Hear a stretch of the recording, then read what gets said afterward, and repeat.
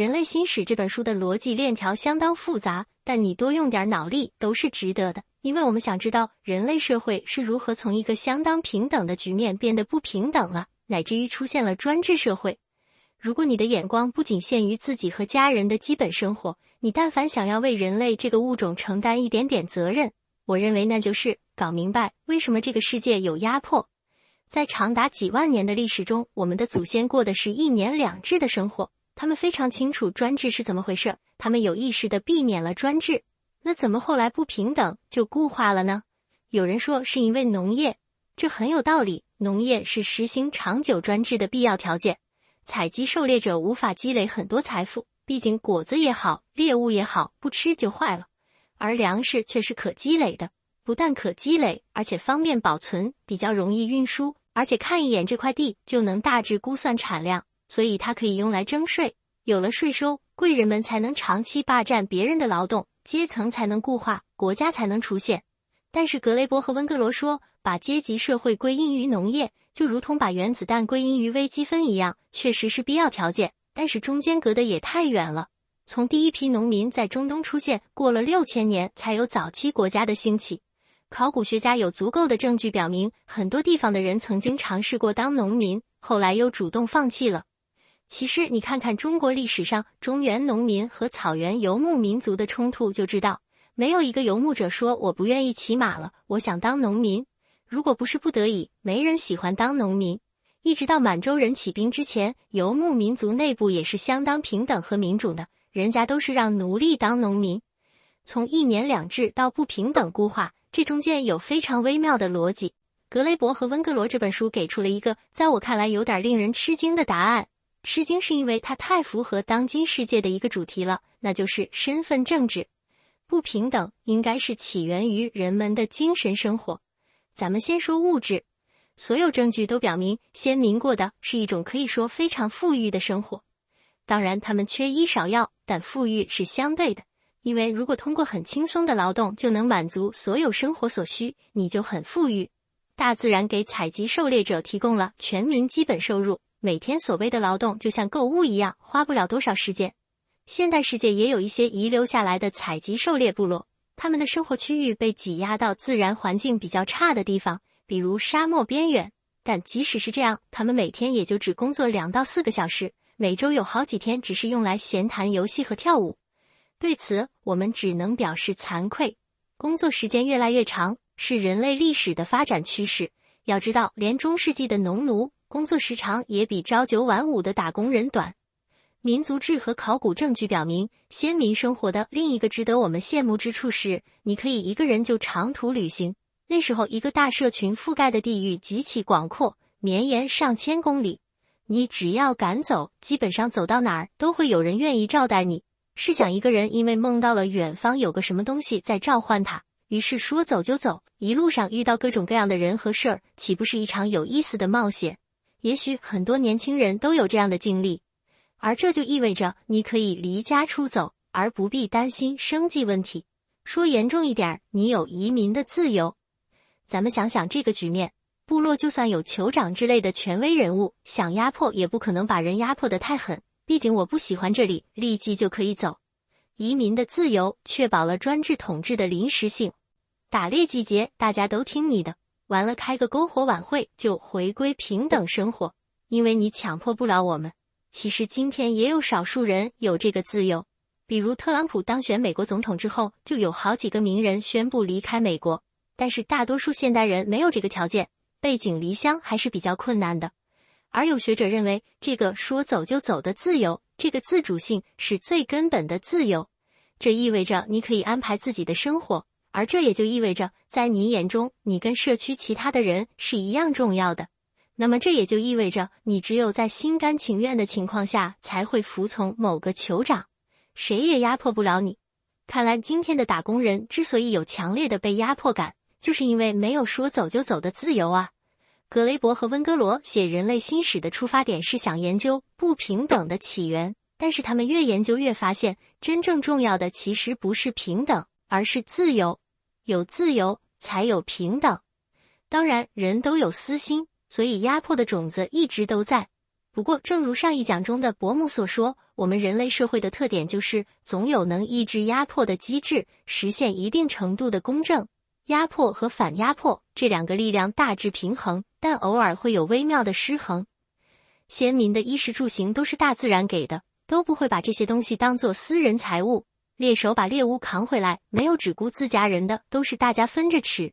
就算我们总在这一片林地打猎，也不会说这里是我们的专属经济区。开什么玩笑，一切都是神的，我们只是临时负责照料一下。我们完全可以设想，将来有了全民基本收入，人们也会对一般的生活物品毫不在意。但是人们的确会对精神财富非常在意。唯一的特权，唯一的专属物品，都是在宗教仪式上，别的都能分享。但是在仪式上表演的特权，仪式用的神圣物品，那绝对是专有的。这个人可以在他的斗篷上缝一个特定的宗教图案，而别人不能。成年男性可以拥有一件属于自己的神圣物品，这个东西是独一无二的，必须藏好，绝对不允许他人染指。还有关于仪式的知识、施法程序，还有各种医疗知识，是只有巫师才可以知道。采集狩猎者的工具、武器什么的都可以共享，唯独神圣物品不可分享。如果你做一番考证，也许这就是后来私有财产神圣不可侵犯这个说法的来源。神圣的才不可侵犯，而不可侵犯才是私有的。而最神圣的物品，自然是只能被少数人拥有。目前为止，我们说的都是所有先民共同的社会规范。接下来，怎么争取让自己拥有神圣物品，可就各地有各地的做法了。书里一个特别有意思的故事，是关于北美洲西海岸几百年前的原住民的。他们可以分为两个文化区，是两类很不同的人。在北边，也就是今天属于加拿大的一片，我们称之为西北海岸区，而南边，也就是今天美国加州这边，称之为加利福尼亚区。这两个区的自然条件很相似，海上都有丰富的鱼类，陆地上都有各种坚果，可以说是个很富裕的地方，所以两个区原住民的人口密度都挺高。西北海岸区的人生活高度依赖捕鱼，这很容易理解，鱼带来丰富的蛋白质，热量密度远高于坚果，不用劳动太多就能获得营养。这里人的生活可以用比较奢靡形容，酋长能聚集大量的食物和高级神圣物品，经常召开夸父宴款待全体族人。夸奖的夸，财富的富，宴会的宴，夸父宴。这是一种遍布史前社会的宴会，目的是请大家好好吃一顿，显摆一下我家的好东西，希望你们继续支持我。顺便说一句，这是我儿子，最好你们能像支持我一样支持他。当然，世袭制度是没有的，但是如果你经常请大家吃好的，人们的确会拥护。作为平等社区，拥护可以随时转向。西北海岸区的人们都喜欢炫耀性的华丽服饰，夸父宴上大吃大喝，长相也比较富态。对比之下，加利福尼亚人的生活却都是简朴的，而且是刻意的节俭。虽然每个人都是熟练的渔夫和猎人，但人们最主要的食物却是坚果和橡子。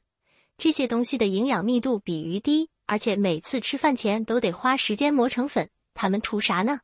加利福尼亚人有点像马克思韦伯的《新教伦理与资本主义精神》那本书中的清教徒，以勤奋工作为荣，从不搞奢侈浪费，更不搞大吃大喝，都以肥胖为耻辱。他们主张人人自立，不依靠他人施舍生活。他们很喜欢积累金钱，其实是贝壳和鸟类的头皮之类，不过攒钱不是为了开公司，而是为了购买像珍贵的兽皮和黑曜石磨成的小刀之类的神圣物品。他们拿到这些物品也不炫耀，只在聚会中低调地展示。简单说，加利福尼亚人有点像现代个人主义者，西北海岸人更像是公平社会。这两个文化区就好像是东西德国和南北朝鲜一样，地理环境差不多，却是选择了截然不同的生活。那我们要问，这是为啥呢？格雷伯和温格罗认为，这是一种出于价值观的主动选择。关键是要不要奴隶。以鱼为生，营养是多，但你不能天天出海捕鱼，都是一次打上来很多，处理一下保存好，吃上一阵子。处理鱼需要花费大量的劳动，西北海岸区的人愿意吃鱼，但可不愿意干这种活，酋长就更不干了。劳动力来自奴隶，你不能把自己人当奴隶，毕竟大家都是平等的，更何况都是抬头不见低头见的亲戚朋友。你必须对其他部落发动战争，把战俘变成奴隶。所以西北海岸区其实是一种战争经济，有1/4的人口是奴隶。这跟美洲其他地区的原住民不太一样。像我们前面讲的温达特人，抓住战俘都是想办法规划成自己人，给同等人权，实在不愿意规划的就杀死，没有专门的奴隶。